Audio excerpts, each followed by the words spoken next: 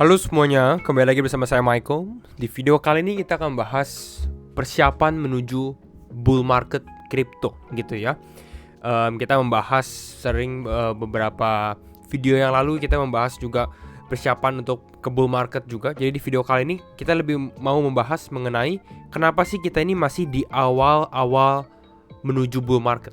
Dan ini teman-teman yang nonton video ini ya, kalau misalnya pada saat video ini dibuat mungkin beberapa minggu setelahnya, seharusnya masih belum telat juga. Dan masih bisa dikatakan kita di dalam fase yang sama.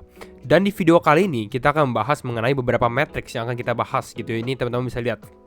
Nanti kita bahas lebih dalam lagi di video ini. Kalau misalnya teman-teman suka video ini, jangan lupa untuk share videonya, like ataupun subscribe. Dan untuk video kali ini kita targetkan untuk mencapai 300 like. Ya, 300. Jadi ya, thank you semua untuk supportnya. Mungkin salah satu cara untuk support sebenarnya adalah untuk bantu like video ya. Nanti ya kita semakin semangat juga untuk membuat konten-konten yang mengenai tentang kripto, altcoins, bitcoin, update-nya dan lain-lainnya. Oke? Dan mungkin itu aja intronya. Kita langsung masuk aja ke dalam pembahasan di mana kita akan bahas kenapa sih kita masih di awal bull market kripto. Nah, kita ngomongin dulu tentang Bitcoin halving. Kalau teman-teman yang belum benar-benar tahu, Bitcoin halving itu berarti reward yang Bitcoin yang miners dapatkan untuk Bitcoin gitu ya, ini di halving, atau bisa dibilang halving itu adalah dibagi dua gitu. Jadi secara nggak langsung sebenarnya supply-nya jadi semakin susah untuk mendapatkan satu Bitcoin gitu. Makanya halving itu sering dikatakan sebagai sesuatu yang positif untuk Bitcoin ya. Mungkin nanti kita bahas lebih detail mengenai fundamental halving itu apa. Tapi intinya kalau teman-teman mau mudah, halving itu membuat hasil Bitcoin dibagi dua. Sesuatu yang lebih susah didapatkan, pastinya harganya lebih mahal dong. Makanya ini menjadi bisa dibilang ya positif, katalis untuk Bitcoin sendiri. Dan kita bisa lihat halving ini kan 177 hari lagi. Nah, inilah kenapa kita masih dikatakan di awal bull market untuk crypto ya. Kembali lagi, disclaimer on and do your own research juga ya. Karena setiap keputusan tetap di tangan teman-teman. Oke, disclaimer, kita langsung masuk aja ke dalam videonya. First of all, sebelum kita masuk, saya membahas di sini. Ini teman-teman lihat, ini adalah ada 5 aset, yaitu ada SPY, ini equity, Nasdaq juga equity atau bisa dikatakan saham gitu ya. Lalu ada gold pasti teman-teman tahu ini emas. Lalu ada Ethereum yang warna abu ini adalah Ethereum.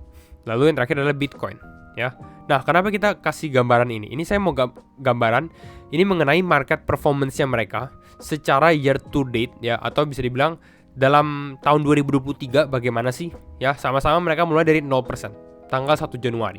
Dan teman-teman bisa lihat keadaan apa yang dilakukan kelima aset kelas ini. Kita lihat Bitcoin leading dengan kenaikan 120% ya pada saat video ini dibuat. Ethereum naik 70%. Jadi kita bisa katakan kripto ini sebenarnya ya udah mulai naik nih. Tapi ini belum telat. Walaupun Bitcoin dari awal tahun udah naik 120%, saya rasa ini belum telat. Ya, nanti kita bahas secara teknikalnya lebih dalam lagi. Kita lihat yang untuk traditional asset class seperti Nasdaq naik 32%, SPY naik 17% lah. Gitu. Lalu sedangkan gold karena dia hedging ya, commodity yang relatif lebih stabil yang naik sekitar 5,5%. Masih di atas inflasi sebenarnya. Ya. Jadi ini kelima, kita bisa lihat bahwa ya aset kripto outperformance ya jauh lebih bagus dibandingkan aset-aset lainnya ya kembali. Tapi kalau misalnya turunnya juga dahsyat ya. Higher risk higher reward, lebih tinggi rewardnya, resikonya juga tambah tinggi gitu. Jadi ya teman-teman tergantung teman-teman apakah risk taker atau tidak. Nah, kita ngomongin beberapa matrix juga. Nah, di sini kita ngomongin can anything stop Bitcoin moving towards the halving? Ya, halving ini udah terprogram, jadi sebenarnya nggak bisa di stop gitu ya. Nah, dan halving ini udah terjadi beberapa kali, ya, udah jadi 3 kali, dan ini akan terjadi keempat kali. Nah, ini teman-teman lihat, ini adalah the upcoming fourth halving atau yang keempat. Dan apa yang terjadi setelah halving biasanya? Ini kita lihat, kita masih di sini nih, you are here di awal sini. Yang terjadi biasanya pada saat halving, market crypto mulai mengalami kenaikan. Setelah maupun sebelum sebenarnya, sebelum ini ada sedikit upside juga, ada sedikit kenaikan. Makanya bisa dikatakan ini kita masih awal nih teman-teman. Nanti saya bahas beberapa matrix juga, jadi teman-teman bisa tahu ini awal. Ini dari grafik aja kelihatan ya, technically kita masih di awal-awal bull market. Jadi belum telat lah ya, belum telat. Tapi ya udah nggak di dalam bear market, udah nggak di dalam lagi turun-turunnya. Mungkin teman-teman pada takut gitu ya. Tapi ini kita belum naik pesat. Intinya seperti itu. Ini untuk grafiknya dari Econometrics ya. Next kita bahas mengenai Google Search Volume. Salah satu kalau teman-teman tahu mencari indikator kripto itu lihat dari Google Search atau dari internet.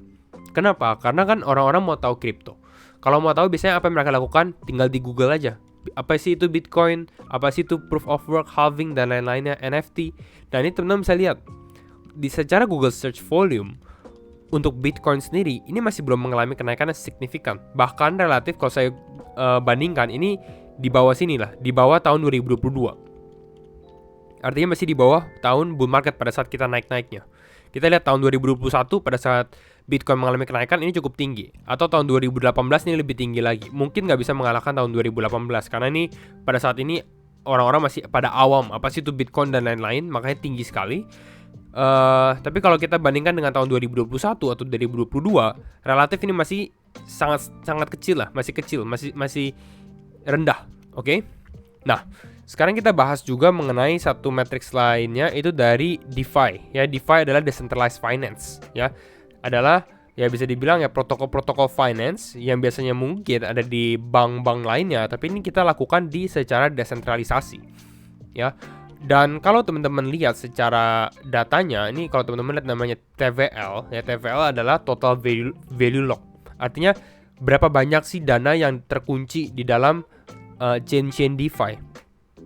Ya chain-chain seperti Ethereum, Matic, Polygon, Avalanche, Solana dan lain-lainnya. Teman-teman bisa lihat secara total value lock, ini kita udah mengalami penurunan yang cukup pesat. Bahkan ini sekitar 74% lah penurunannya gitu ya. Dari tahun 2022 peak dari bull market ini, dari puncaknya lah.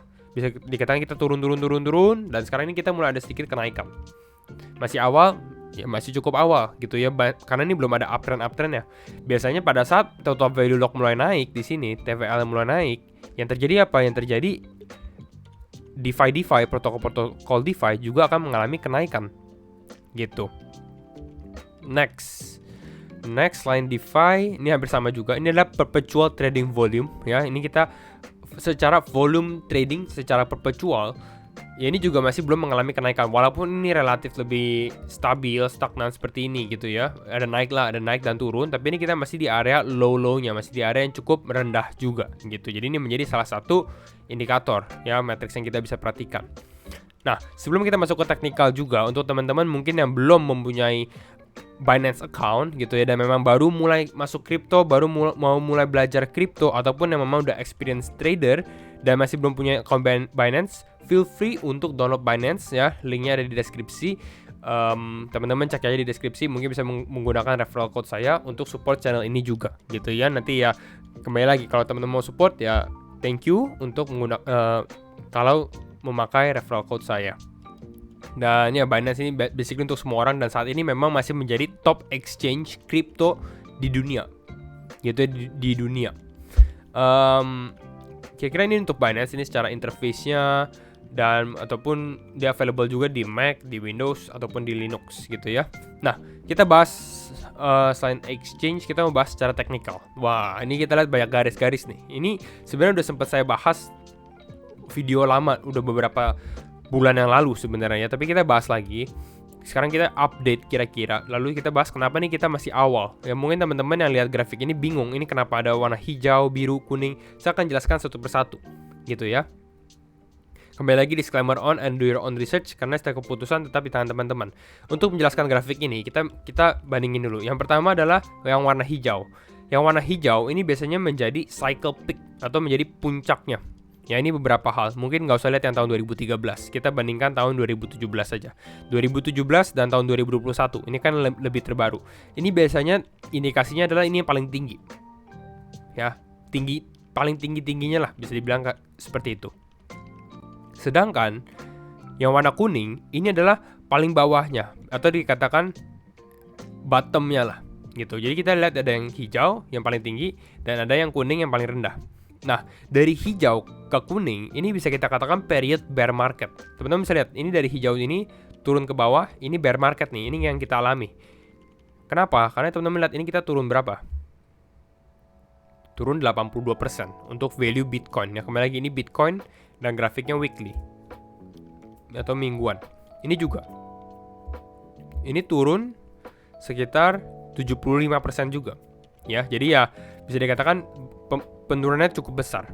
Sedangkan yang warna biru ini adalah halving days atau pada saat halving terjadi. Ya, kita lihat ini mana 177 hari itu sekitar bulan Mei, bulan April, yang nggak ada sesuatu yang exact, nggak ada yang pasti gitu ya untuk Bitcoin halving sendiri. Jadi saya katakan mungkin di sini kisaran pertengahan April atau teman-teman mau extend ke akhir April juga bisa gitu ya, karena ini masih semakin dekat semakin pasti gitu, karena kita masih cukup beberapa hari lagi, beberapa bulan lagi, jadi masih bisa diganti-ganti untuk tanggalnya. Kenapa? Karena Bitcoin halving itu kan ditentukan dari jumlahnya blocks yang udah ditambang atau di mining gitu. Jadi kita nggak tahu seberapa cepatnya dan lain-lainnya. Oke. Nah, yang terjadi di tahun 2020, teman-teman bisa lihat, atau kita flashback dulu sebelum tahun 2020. Kita lihat ya di sini. Ini habis bear market yang hijau ke kuning gitu ya. Lalu teman-teman bisa lihat pada saat mau terjadi halving ini mulai mengalami kenaikan nih. Mulai mengalami kenaikan. Ya, ini juga sebelum terjadinya halving mulai mengalami kenaikan gitu. Jadi kalau kita tanya sebenarnya kita di mana sih atau where are we? Kita tuh berada di posisi mana? Teman-teman bisa perhatikan, kita ini adalah sebelum halving. Sebelum warna biru ini. Berarti kalau kita lihat di area ini, ya basically kita mungkin di X ini kali, di area ini, kisaran area segini atau di bawah sini gitu ya. Di sini gitu ya. Let's say di sini atau misalnya di sini sebelum halving. Sebelum halving adalah sekitar sini mungkin gitu. Jadi kita lagi di area ini. Dan kenapa saya highlight ini kita masih cukup awal, karena kalau teman-teman lihat kenaikan yang terjadi ini sebenarnya bukan sampai halving yang warna biru ini, tapi yang kita mau adalah dari warna biru ke garis hijau. Ini baru namanya bull market. Dari hijau ke kuning bear market, yang kita mau adalah biru ke hijau. Biru ke hijau adalah bull market. Ya, kembali lagi ini bear market, ini bull market, ini bear market gitu ya. Nah, lalu dari biru ke hijau yang di area ini baru bull market. Karena teman-teman bisa lihat pada saat biru ke hijau ini mulai parabolik secara movement. Ini kenaikannya lihat berapa persen tuh? Saya juga bingung. 2.788%. Ini dari $665 ya, dari $550 naik sampai 16.000. Ini juga dari $9.000 naik sampai 66.000, 600%, sangat signifikan. Sedangkan kita dari bottom kita, let's say ke area ini naik 133%.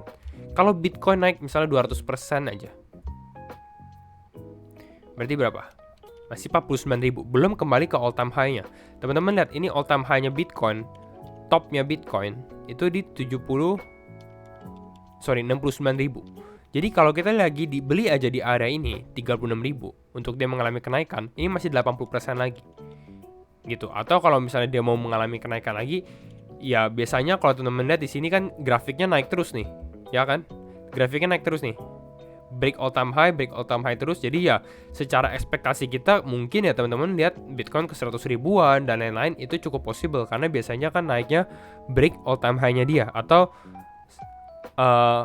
titik paling tingginya, puncaknya paling tinggi sebelumnya. Jadi yang kita lihat adalah nanti nih dari warna biru ini ke hijau ini nih, di mana nih area ininya, topnya.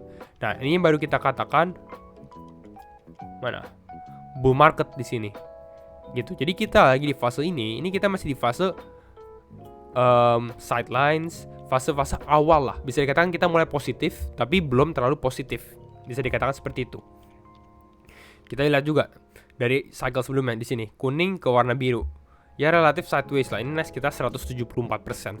Ya, kenapa sideways? Karena teman-teman bisa lihat ini naik 174, masih positif sebenarnya. Tapi yang lihat pada saat bull market ini naik 600%. Ini juga dari kuning ke biru cycle kita saat ini naik 200%. Ya, pada saat dari biru ke hijau ini naik 2.600%. Ya, yang harus kita bandingkan pasti ada perbedaan. Ya, kalau teman-teman mau samain ini semua pasti ada perbedaan. Kenapa? Karena secara market cap harga semakin mahal, semakin susah untuk menaikkan harganya, gitu. Karena kan secara kapitalisasi marketnya semakin besar. gitu. Pasti ada perbedaannya. Artinya apa? Artinya mungkin Bitcoin nggak bisa naik 1000% dari harga sekarang gitu, karena kalau 1000% berarti dia naik berapa tinggi, sampai harga 400 ribuan. Ya ada orang sih beberapa yang cukup positif tentang hal itu. Saya pun sebenarnya nggak apa-apa juga kalau Bitcoin 400 ribu. Cuma kita secara ini mungkin ya target kisaran 100 ribu masih relatif make sense, masih relatif lebih masuk akal gitu ya. Jadi inilah beberapa grafik kenapa kira-kira kita masih di awal sih dari bull market dan kita masih belum telat gitu. Dan ini waktunya kita untuk bersiap-siap untuk bull market berikutnya. Oke, kembali lagi disclaimer on. Dan kalau misalnya teman-teman suka video ini, jangan lupa untuk share videonya, like ataupun subscribe. And thank you semua for watching, and see you in the next video. Bye-bye.